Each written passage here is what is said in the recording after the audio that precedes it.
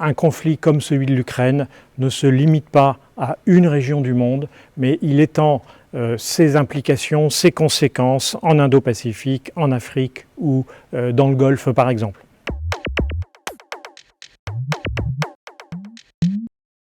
Bonjour, je suis le général de corps d'armée Benoît Durieux, je suis le directeur de l'Institut des hautes études de défense nationale et de l'enseignement militaire supérieur.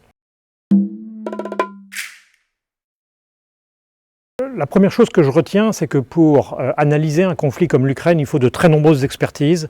Et c'est la raison pour laquelle le fait, à l'école militaire, de pouvoir mobiliser des spécialistes de très nombreux champs disciplinaires, civils et militaires, chercheurs, docteurs, officiers des trois armées, s'est révélé crucial pour le succès de cette journée.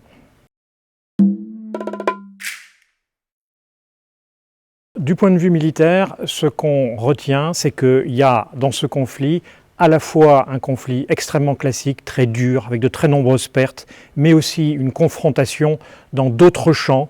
Le champ informationnel qui est en réalité très classique, mais aussi le champ cyber, le champ spatial, et puis également, bien sûr, les questions économiques.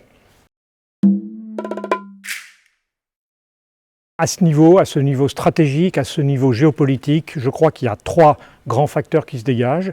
D'abord qu'un conflit comme l'Ukraine ne se limite pas dans ses conséquences au seul continent européen, mais fait sentir ses effets sur toute la surface de la planète, dans la région Indo-Pacifique, dans le Golfe, en Afrique, au Moyen-Orient par exemple.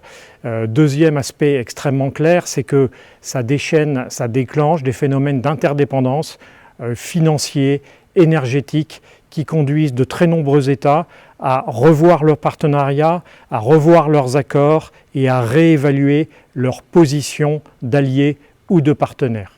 Et puis, troisième facteur, il y a clairement un phénomène de désinhibition, l'avènement d'une tendance où finalement la force tend à primer sur le droit, ça fragilise toutes les architectures de sécurité, notamment européennes, et il va falloir s'attacher à les reconstruire, à les repenser et surtout à les faire accepter.